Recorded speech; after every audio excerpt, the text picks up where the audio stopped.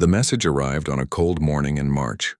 Ambassador Catherine Price stood on the bridge of the Dawn's Light, watching the stars through the viewport when the communication came through. Her assistant, a young man named Peter Hayes, handed her the datapad with shaking hands. He had already read it.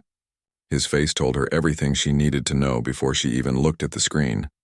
The Galactic Council had sent an official declaration. Catherine read it 3 times, hoping she had misunderstood. She had not. The Council, representing 17 alien species that ruled most of the known galaxy, was giving humanity an ultimatum. They had 30 days to surrender every military ship, every weapon, every means of defense. Humanity would become a subject species, controlled and managed by the Council. If they refused, the Council would destroy every human world, every colony, every last person.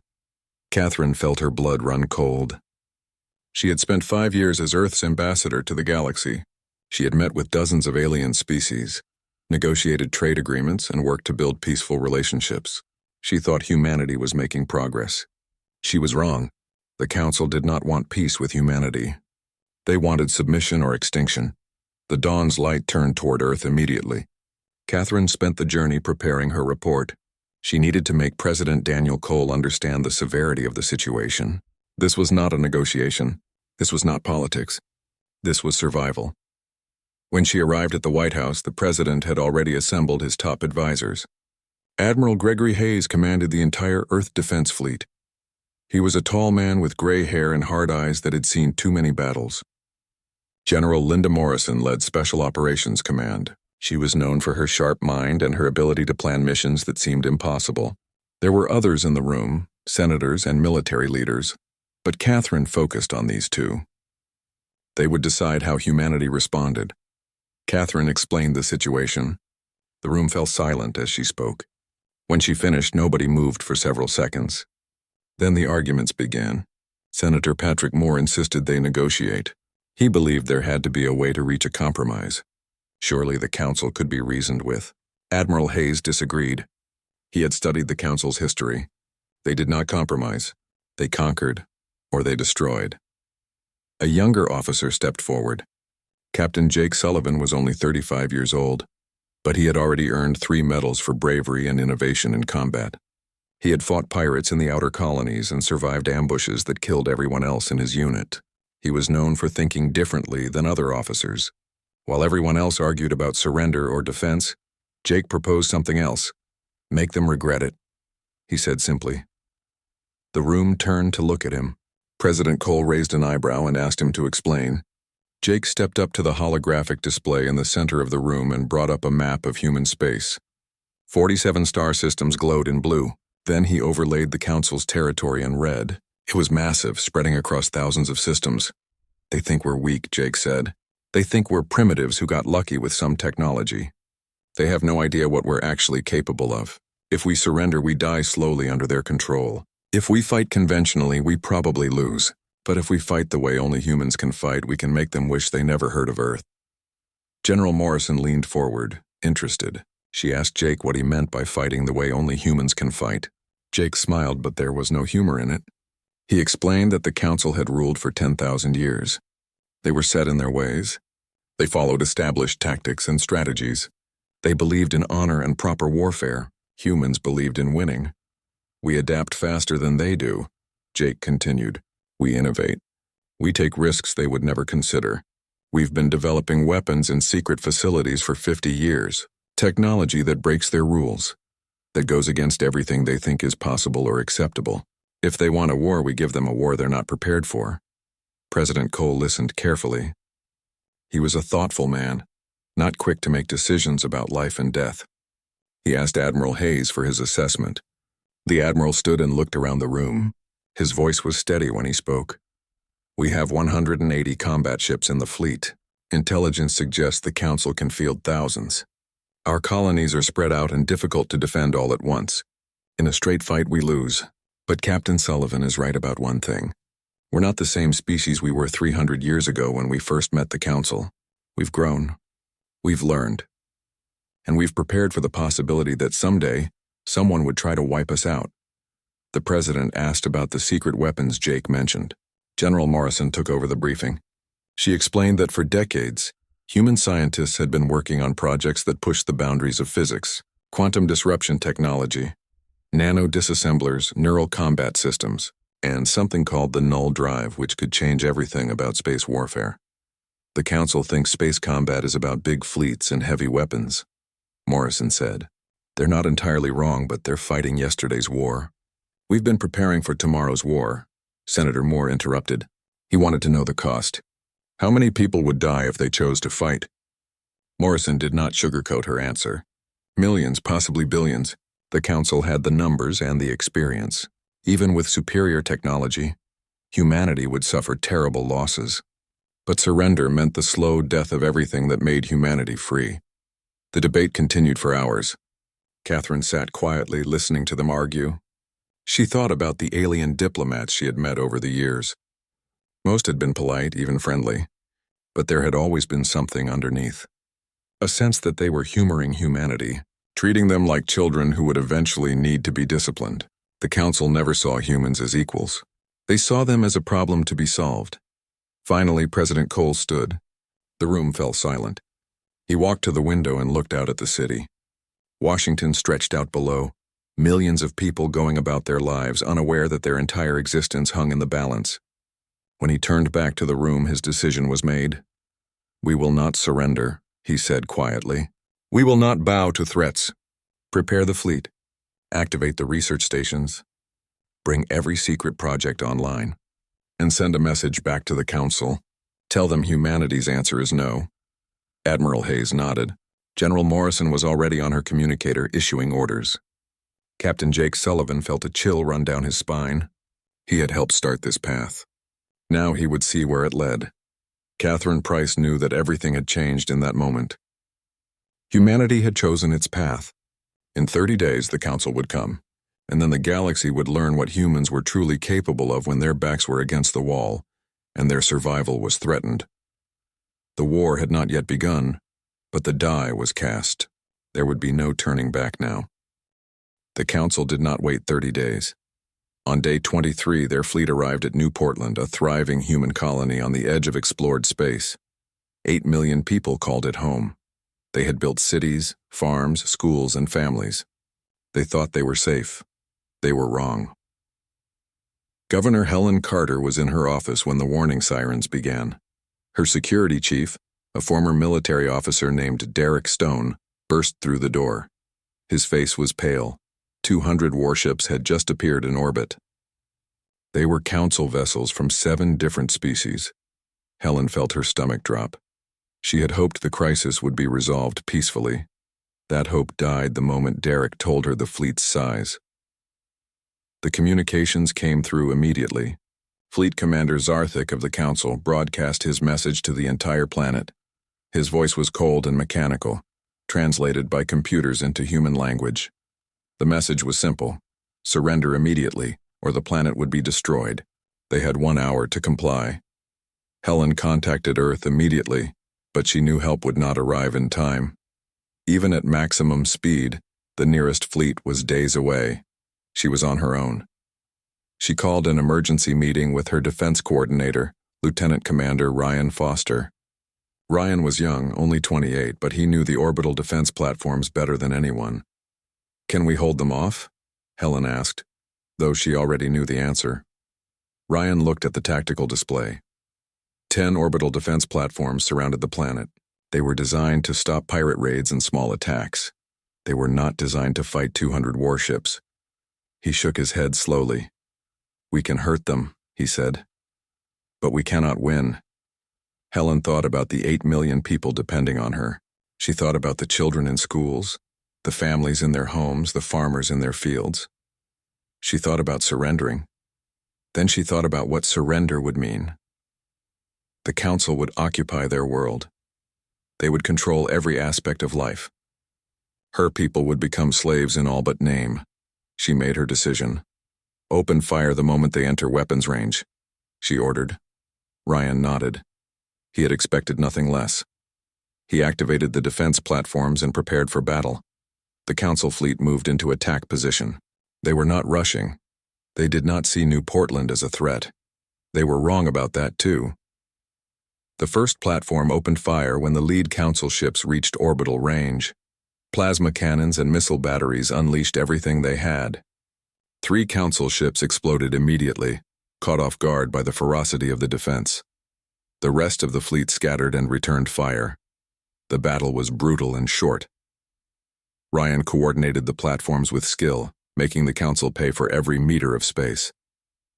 They destroyed 18 council ships before the first platform fell, then the second, then the third. Within 2 hours, all 10 platforms were gone. Ryan evacuated to the surface with his crew, but he knew what was coming next. Commander Zarthik was furious. He had expected an easy victory. Instead, he had lost 18 ships to a primitive colony's defenses. He decided to make an example of New Portland. He ordered the bombardment to begin. The plasma bombardment started in the northern hemisphere. Cities vanished in flames. Helen watched from her office as the skyline erupted in fire. She tried to evacuate people to underground shelters, but there were not enough shelters. Not for 8 million people. The bombardment continued for 6 hours. When it finally stopped, 3 million people were dead. The cities were ruins. The farms were ash. But the council made a critical mistake. They broadcast the entire attack. They wanted other human colonies to see what happened when you defied the council. They wanted to spread fear. Instead, they spread rage. Every human across 47 star systems watched New Portland burn. They saw the cities collapse. They saw people running from the flames. They saw children crying for parents who would never come home. The footage spread through human space like wildfire. Within hours, every person knew what the council had done. Admiral Gregory Hayes was aboard the flagship Liberty when the reports came in. He was a disciplined man, trained to keep his emotions controlled. But when he saw the footage from New Portland, something inside him broke. His hands gripped the armrests of his command chair so tightly that his knuckles turned white. He issued orders immediately. Every ship in the fleet was to converge on council space. The time for preparation was over. The war had begun. Captain Jake Sullivan received his orders at a hidden military research station near Jupiter. He was overseeing the final tests of new weapon systems. When he heard about New Portland, he stopped the tests and declared everything ready. It did not matter if the weapons were perfect. They needed to be deployed now. The first council fleet to encounter these new weapons was patrolling a border system called Artemis Point. Commander Paul Jenkins led a human strike force of 30 ships against a council garrison of 80 vessels. The council commander, a veteran of 100 battles, smiled when he saw the humans approaching. 30 ships against 80. It would be a quick victory. Paul waited until the council ships were in formation. Then he gave the order. His ships launched quantum disruption torpedoes. These weapons had been developed in secret for 20 years. They did not simply explode. They tore holes in the fabric of space itself. When the torpedoes detonated among the council formation, reality itself seemed to break. The council ships began to disintegrate. Not from explosions, but from cascading failures as the quantum disruptions spread from ship to ship. Hulls collapsed. Engines imploded. Life support systems failed. In 20 minutes, 73 council ships were destroyed. Only 7 escaped, and they ran at maximum speed, desperate to carry word back to their commanders. Paul watched the battle results with grim satisfaction. The council had drawn first blood at New Portland. Now humanity had drawn blood in return. But he felt no joy. He thought about the millions who died on New Portland. He thought about the billions more who would die before this war ended. The 7 surviving council ships reached their home base and reported what they had seen. The commanders did not believe them at first. Quantum disruption weapons were considered impossible by council science. Their own researchers had tried and failed to develop such technology centuries ago. But the evidence was clear. Humanity had achieved something the council could not. News of the battle reached the council's highest leadership within hours. High Counselor Venthar convened an emergency session. For 10,000 years, the council had dominated the galaxy. They had never lost a war. They had never even been challenged. Now a species they considered primitive had destroyed a fleet with weapons that should not exist. Venthar addressed the council chambers. His species stood nearly 3 meters tall, with 4 arms and scales that shimmered in the light. He had ruled for 200 years and never known defeat. His voice echoed through the chamber. "The humans have revealed their true nature," he declared. "They are not merely refusing to submit. They are actively resisting with weapons we did not know they possessed. This cannot be tolerated. We must increase our response. Deploy the full might of the Council. Show these humans what happens when they defy us." The other Council members agreed. They authorized the deployment of 5,000 warships.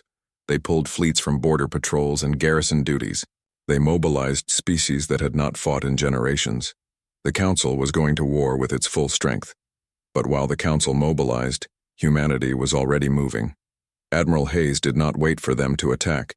He sent strike forces deep into Council territory.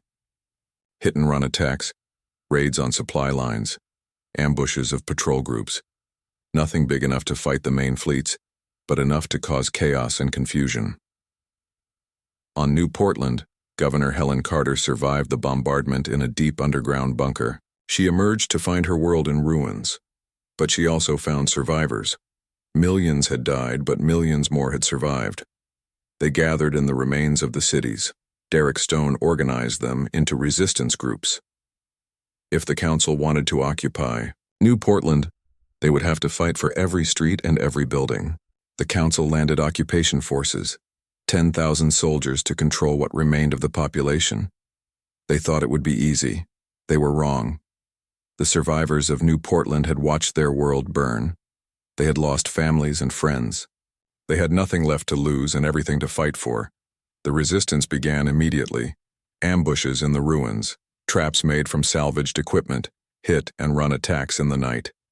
Derek led the fighters personally. Every day, more Council soldiers died.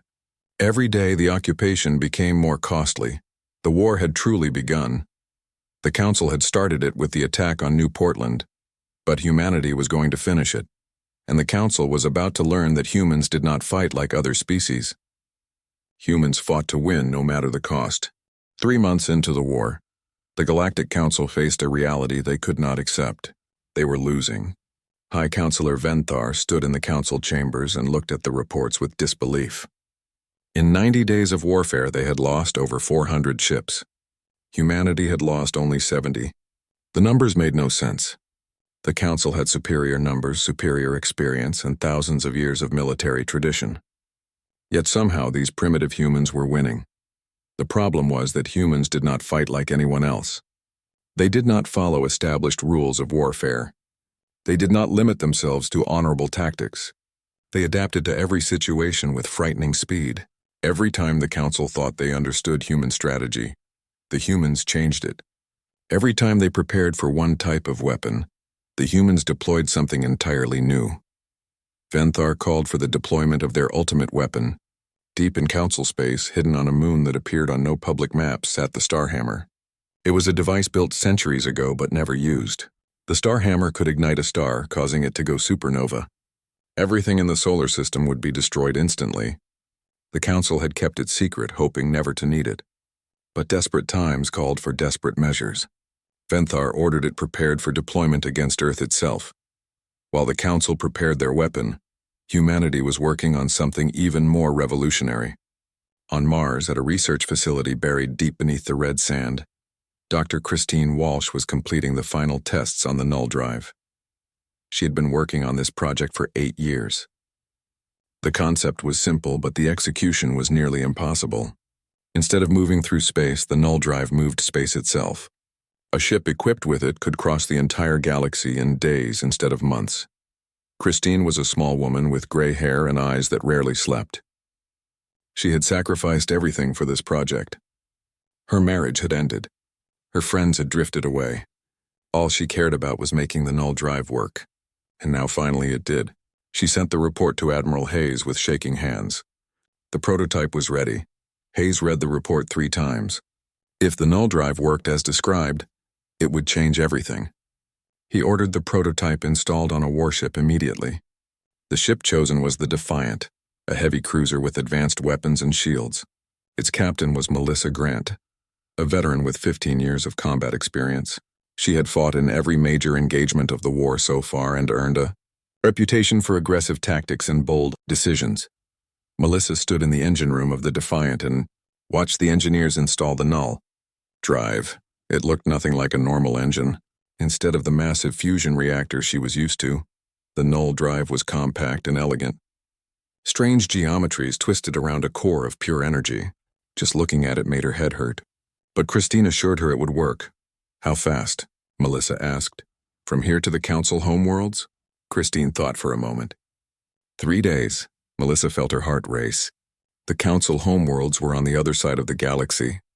It took months to reach them through conventional hyperspace.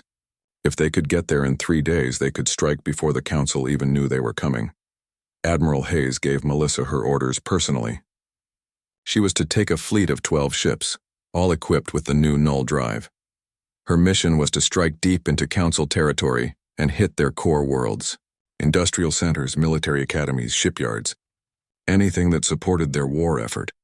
Make them pull ships back from the front lines to defend their own territory. Melissa assembled her fleet. 12 ships did not sound like much against the Council's thousands, but quality mattered more than quantity. Each ship had the best crew, the best weapons, and now the best drive system in the galaxy. They jumped to null space and reality bent around them. The sensation was indescribable. Normal hyperspace felt like falling. Null space felt like existing everywhere at once. The crew felt disoriented for the first few hours, but they adapted. 3 days later, exactly as Christine predicted, they emerged in Council space, thousands of light years from where they started. The first target was an industrial world called Carthen. It produced components for Council warships. 12 human ships appeared in orbit without warning. The local defense fleet barely had time to sound the alarm before Melissa's weapons opened fire. The shipyards exploded. The factories burned. Supply depots vaporized. In 2 hours, Carthen's industrial capacity was reduced to rubble. Then the human fleet jumped back into null space before reinforcements could arrive. Over the next week, Melissa hit 6 more worlds. Each time the pattern was the same. Appear without warning, destroy key targets, vanish before the enemy could respond. The Council was forced to pull fleets back from the front lines to defend their core systems. Exactly as Admiral Hayes had planned. Meanwhile, on the ruins of New Portland, the resistance was growing stronger. Derek Stone had organized the survivors into effective fighting units. They knew every street, every building, every hiding place. The Council occupation forces knew none of it. Andrew Clark, a former construction worker who lost his wife and daughter in the bombardment, became one of the most effective resistance fighters. He was not a soldier. He had never even held a gun before the war. But grief and rage made him deadly. Andrew led a raid on a Council supply depot. 15 resistance fighters against 50 Council soldiers. They set explosives in the fuel storage tanks and waited. When the Council troops gathered for their evening meal, Andrew detonated the charges. The explosion killed 30 soldiers and destroyed 3 months of supplies. The resistance melted back into the ruins before the survivors could organize a response. Every day brought more attacks. Snipers picked off officers. Booby traps killed patrols. Sabotage destroyed equipment. The Council sent more soldiers, but it did not matter. The resistance simply adapted and continued fighting. The occupation that was supposed to be simple had become a nightmare. Back in the Sol system, Admiral Hayes was preparing for the Council's next major move. Intelligence reports suggested they were gathering a massive fleet for an assault on Earth itself. 500 ships were being assembled. The largest single fleet ever deployed by the Council. At its center was something humans had never seen before. A massive construct that intelligence could not identify. Hayes knew his fleet could not stop 500 ships in direct combat. He had 180 ships and many were scattered across human space. But Captain Jake Sullivan had an idea. He suggested using the asteroid belt between Mars and Jupiter. Over the past months, military engineers had been hiding weapons platforms throughout the belt. Thousands of them disguised as ordinary rocks. If they could lure the Council fleet into the belt, they could trigger the greatest ambush in military history. Hayes approved the plan. He positioned his fleet to look weak and vulnerable, as if defending Earth with inadequate forces. The Council fleet arrived right on schedule, confident in their overwhelming numbers. Fleet Commander Zarthik, who had ordered the bombardment of New Portland, led the assault personally. He wanted to be the one to destroy Earth. The Council fleet moved toward Earth cautiously at first, but when they saw the human fleet's small size, they grew bolder. Zarthik ordered his ships forward at maximum speed. They entered the asteroid belt in a tight formation, intending to punch through and reach Earth quickly. That was when Jake gave the order. Thousands of hidden weapons platforms activated simultaneously. The asteroids themselves seemed to come alive with weapons fire. Missiles, plasma cannons, and quantum torpedoes unleashed hell on the Council fleet. Ships that had never been damaged in centuries of service exploded like fireworks. Zarthik watched in horror as his fleet disintegrated around him. The human fleet attacked from behind, trapping the Council ships in the kill zone. Lieutenant Carla Stevens, who had suggested the specific positioning of the weapons platforms, coordinated the assault with cold precision. Every human weapon fired in perfect synchronization. The Council fleet tried to retreat, but the asteroid belt had become a maze of death. In the center of the chaos, the massive construct at the heart of the Council fleet began to glow. Intelligence finally identified it.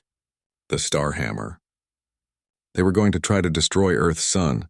Hayes ordered every ship to target the weapon. The Defiant, having just returned from a raid on Council space, joined the battle. Melissa pushed her ship through the debris field and fired everything she had at the Starhammer. The weapon began to destabilize under the concentrated fire. Zarthik realized he was going to lose. He tried to activate the Starhammer even though it was damaged, hoping to at least accomplish his mission before he died. But Christine Walsh had anticipated this. She had developed a countermeasure, a pulse that would disrupt the weapon's ignition sequence. Admiral Hayes transmitted the pulse. The Starhammer exploded. The detonation was so massive that it destroyed 50 Council ships near it. Zarthik's flagship was vaporized. The surviving Council ships, fewer than 50 out of 500, fled at maximum speed. The battle was over. Earth was saved. The Council's ultimate weapon was destroyed, and humanity had proven something the Council refused to believe. Humans were not primitives to be conquered. They were survivors who fought with intelligence, courage, and The war entered its 8th month, and the galaxy watched in stunned silence as humanity continued to win. Every week brought news of another Council defeat. Every battle showed new human weapons and tactics that seemed impossible. Species that had lived under Council rule for thousands of years began to whisper among themselves. Perhaps the Council was not invincible after all. General Linda Morrison stood before a holographic display showing the Council's primary military training world, Valcourt. This planet produced every officer in the Council's military. It was heavily defended with orbital stations and ground batteries. Intelligence estimated 40,000 troops were stationed there. Morrison planned to take it with 5,000 soldiers. Her weapon was not numbers but technology. Human engineers had developed exo-armor suits that turned ordinary soldiers into walking tanks. The suits enhanced strength, speed, and reflexes. They included neural links that connected the soldier's mind directly to their weapons and sensors. A soldier in exo-armor could process information and react faster than any alien the Council had. The assault began at dawn. 50 transport ships dropped through Valcourt's atmosphere before the defense systems could react. 5,000 soldiers in exo-armor landed simultaneously across the planet's surface. The Council's garrison was caught completely off guard. They had expected ships and orbital bombardment. They had not expected ground assault troops to simply appear among them. Lieutenant Commander Eric Stone led the assault on the main academy complex. His unit of 200 soldiers moved through the buildings like ghosts. The neural links allowed them to communicate without speaking, coordinating their movements with perfect precision. Council cadets tried to mount a defense, but they were students facing veterans in superior armor. The battle was brutally one-sided. The Council troops fired energy weapons that should have penetrated any armor, but human shields adapted in real time, reconfiguring to deflect each attack.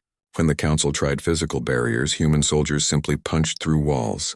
When they tried ambushes, the neural links detected them before they could spring the trap. Within 6 days, Valcourt fell. General Morrison stood in the Academy's command center and looked at the data. 20,000 Council cadets captured, 15,000 soldiers killed or wounded. Human casualties were minimal. 43 dead, 200 wounded. The Council's premier military world, the place where they trained their best warriors, had fallen to a force 1/8 its size. The defeat sent shockwaves through Council space. High Counselor Venthar called an emergency session. But for the first time in his 200-year reign, several council members refused to attend. 3 species sent messages requesting peace negotiations with humanity. They argued that continuing the war was madness. The humans were too dangerous, too adaptable, too willing to embrace new ways of fighting. Venthar responded by having their ambassadors executed for treason. He declared that any species seeking peace with humanity was betraying the council.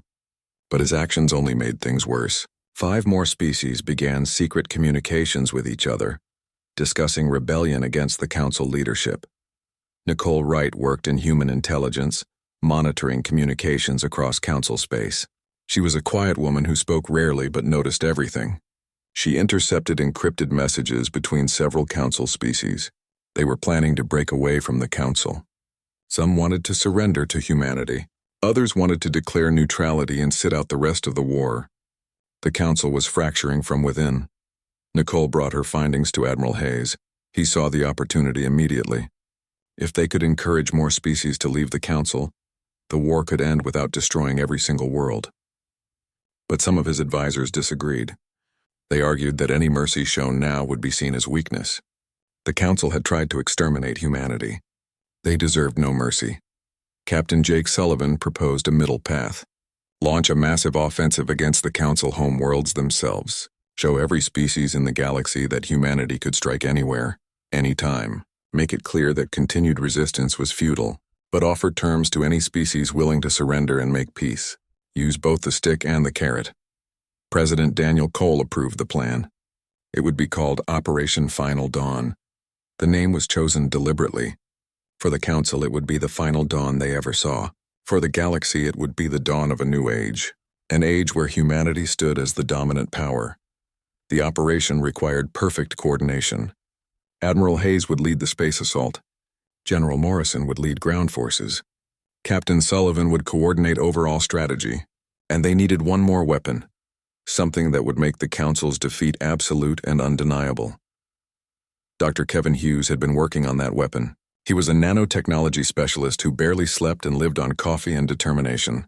His laboratory on Europa was freezing cold, but he insisted it helped him think. He had developed nano-disassemblers, microscopic machines that could break down any material at the molecular level. The nano-disassemblers could be delivered by specialized warheads. Once released, they would spread across a target and begin breaking it apart. Buildings would crumble to dust. Vehicles would dissolve into their component atoms. Even the ground itself would be affected, creating wastelands where nothing could survive. It was a terrifying weapon, one that some human leaders argued should never be used. But Jake Sullivan saw it differently. The Council had shown no mercy to New Portland. They had burned cities and killed millions. They had threatened to exterminate every human in the galaxy. If humanity was going to end this war, they needed to make sure the Council could never threaten anyone again.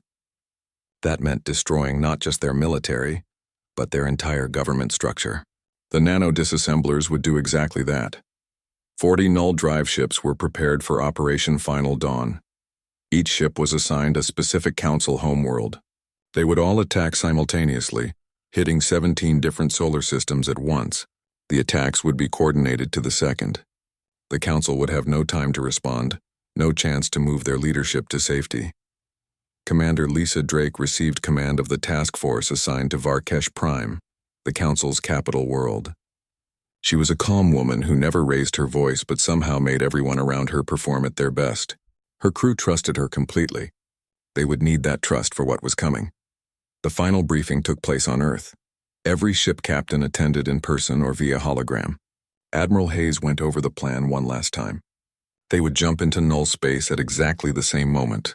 They would emerge at their assigned targets simultaneously. They would have 1 hour to neutralize defenses and deploy weapons. Then they would jump out before reinforcements could arrive. Melissa Grant asked the question everyone was thinking. What about civilians? The Council homeworlds had billions of innocent people. Many of them had never supported the war. Were they going to kill everyone? Hayes answered honestly. The operation would target government buildings, military installations, and infrastructure. Civilian casualties would be enormous, no matter how precise they were. But the alternative was years more of warfare. Millions more deaths on both sides.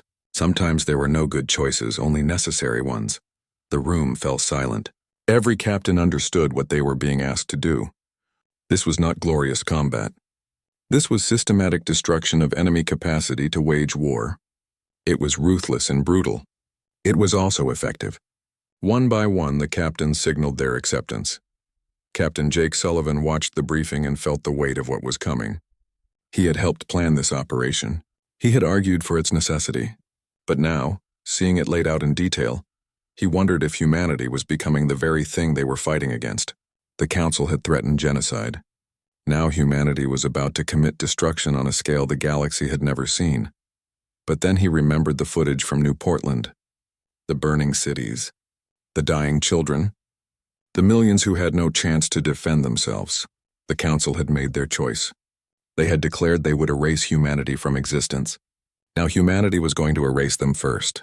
It was survival, pure and simple. The 40 ships prepared for launch. Crews ran final checks on systems. Weapons were loaded. The nano-disassembler warheads were secured in their launch tubes. Dr. Christine Walsh personally inspected each null drive to ensure they would work perfectly. There could be no mechanical failures, no second chances. On New Portland, Andrew Clark and the resistance fighters received word of the coming operation. They were ordered to increase attacks on the occupation forces, keeping them distracted. Andrew gathered his people and told them the war was nearly over. Soon they would be free. Soon they would have justice for everyone who had died. His fighters cheered, but Andrew did not join them. He just thought about his wife and daughter, buried somewhere in the ruins of the city. Nothing would bring them back. High Counselor Venthar had no idea what was coming. He sat in his tower on Varkesh Prime and reviewed battle reports. They were all bad. Defeat after defeat. Lost worlds. Shattered fleets. Fractured alliances. He refused to accept that the Council could lose. They had ruled for 10,000 years. Surely they could find a way to defeat these humans. Operation Final Dawn began at exactly midnight, Earth Standard Time. 40 human ships emerged from null space above 17 different worlds simultaneously. The Council's detection systems registered the arrivals, but by the time warnings reached commanders, the attacks had already started. This was not a battle. This was an execution. Commander Lisa Drake stood on the bridge of her ship above Varkesh Prime. The planet below was beautiful. Blue oceans and green continents. Cities that glowed like jewels in the darkness. 10 billion people lived there, most of them unaware that their government had started a war that would end their civilization. Lisa felt a moment of regret. Then she remembered New Portland and gave the order. The planetary shields were the first target. The Council believed their shields were impenetrable. They had withstood attacks for thousands of years. But they had never faced quantum disruption torpedoes combined with neural coordinated targeting. Lisa's task force fired in perfect synchronization. 20 weapons hit the shield generator complex at exactly the same instant. The shields flickered and died. High Counselor Venthar was in his tower when the shields fell. Alarms blared throughout the capital city. He demanded to know what was happening. His aides scrambled to get information. By the time they understood, human ships were already targeting the Council's government district. Venthar watched through his window as the first missiles struck. The grand towers of the Council, monuments that had stood for 5,000 years, began to collapse. Each tower represented one of the founding species. Each tower held centuries of history and records. They crumbled like sandcastles. Venthar felt something he had not experienced in 2 centuries of life. Fear. Across the galaxy, similar scenes played out on 16 other worlds. Government centers destroyed. Military headquarters vaporized. Communications networks collapsed. In one coordinated strike, humanity decapitated the Council's entire leadership structure. But they were not done. The nano-disassembler warheads were deployed next. Dr. Kevin Hughes had tested them extensively, but this was the first time they would be used in actual combat.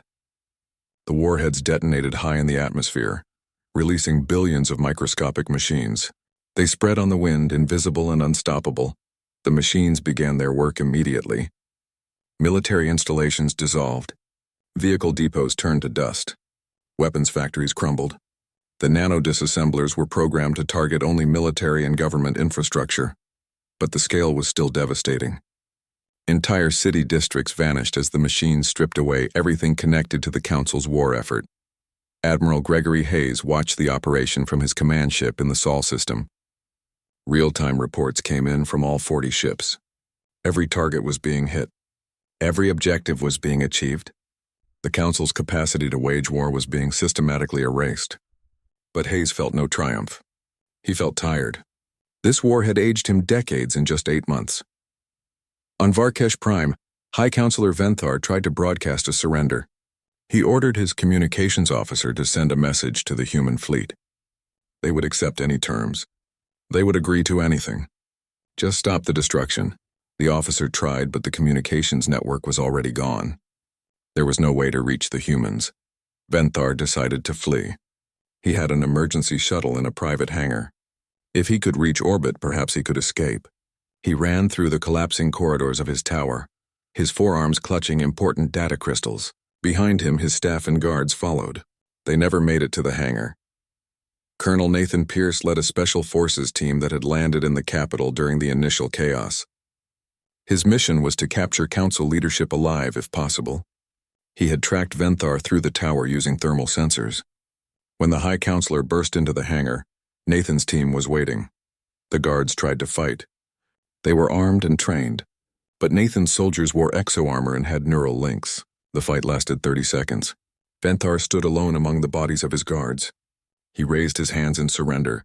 Nathan looked at this being who had ordered the destruction of New Portland, who had condemned millions to death, who had threatened to exterminate humanity. "Please," Venthar said through his translator, "I surrender. I can negotiate. I can give you anything you want." Nathan thought about the footage he had seen from New Portland, the burning cities, the dying children. He thought about Andrew Clark losing his family. He thought about millions of humans who would never see another sunrise because this creature had decided they should not exist. "You should have left us alone," Nathan said quietly. Then he placed Venthar under arrest. The operation continued for 72 hours. The 40 ships rotated shifts, maintaining constant pressure on their assigned worlds. Council fleets tried to respond, but they were scattered across the galaxy. By the time they reached their homeworlds, the damage was done. Government centers were ruins. Military infrastructure was destroyed. Leadership was dead or captured. The Galactic Council, which had ruled for 10,000 years, ceased to exist. Captain Jake Sullivan coordinated the withdrawal. All 40 ships jumped back to human space according to schedule. They had suffered minimal casualties. 2 ships damaged. 47 crew members killed. Against that, they had destroyed the Council's entire government. It was the most successful military operation in human history, but the victory felt hollow to many who participated. Captain Melissa Grant returned to Earth and immediately requested a leave of absence. She needed time to process what they had done. Commander Lisa Drake wrote a detailed report of the operation, then locked herself in her quarters for 2 days. Even Admiral Hayes, who had ordered the attacks, found himself unable to sleep. President Daniel Cole addressed the galaxy from Earth. The speech was broadcast across every known communications network. He stood in the White House press room looking older than his years. His voice was calm but carried weight. "Humanity did not want this war," he began. "We sought only to live in peace among the stars. To grow, to learn, to build relationships with other species. The Galactic Council gave us an ultimatum: surrender or be destroyed. We chose neither. We chose to fight for our survival. The Council attacked our worlds. They killed millions of innocent people. They promised to erase humanity from existence. Today it is the Council that has been erased." He paused and looked directly into the camera. His next words would shape humanity's relationship with the galaxy for generations. "To all species in this galaxy, humanity offers you a choice. Those who wish to live in peace with us will find us generous allies. We will help rebuild. We will share technology. We will respect your sovereignty and your cultures. But know this: any species that threatens humanity, any government that seeks to dominate or destroy us will meet the same fate as the Council. We will not be threatened. We will not be conquered. We will not surrender, ever." The speech ended. Across the galaxy, billions of beings heard the message. Some felt relief that the war was over. Some felt fear at humanity's power. Some felt anger at their former leaders who had started this war. But everyone understood one thing clearly: The galaxy had changed forever. Ambassador Catherine Price began the work of building a new galactic order. She met with representatives from dozens of species. Many wanted to join a human-led alliance. Others wanted independence but friendly relations. A few species tried to restart hostilities, but they were quickly defeated by human fleets. The lesson of the Council's fate was clear. On New Portland, the Resistance received word that the occupation forces were surrendering. Andrew Clark stood in the ruins of what had been his neighborhood. Council soldiers were boarding transports leaving the planet. Derek Stone organized security to prevent revenge killings. The war was over. They had survived. Andrew walked to what remained of his home. Just a foundation and some broken walls. His wife and daughter were buried somewhere in this rubble. He knelt down and finally allowed himself to cry. He had held everything inside for months. The grief, the rage, the pain. Now it all came out. He cried until he had no tears left. Then he stood up and looked at the sky. Human construction ships were already arriving. New Portland would be rebuilt. Life would continue. Months passed. War crimes trials began for captured council leaders. Venthar faced justice for ordering the destruction of New Portland. He was convicted and imprisoned for the rest of his life. Many other council officials met similar fates, but not all. Those who could prove they had opposed the war or tried to protect civilians were pardoned. The galaxy slowly stabilized under humanity's influence. A new council was formed, but this one was based on equality rather than domination. Every species had a voice. Decisions were made by consensus. Humanity held significant influence due to their military power, but they used that power carefully. They had learned the lesson of the old council. Power without wisdom leads to destruction. Dr. Christine Walsh continued improving the null drive. Within a year, civilian ships were being equipped with the technology. Travel across the galaxy went from months to days. Trade flourished. Cultures mixed. The galaxy became more connected than ever before. General Linda Morrison retired from military service. She had seen enough war for one lifetime. She wrote a book about the conflict titled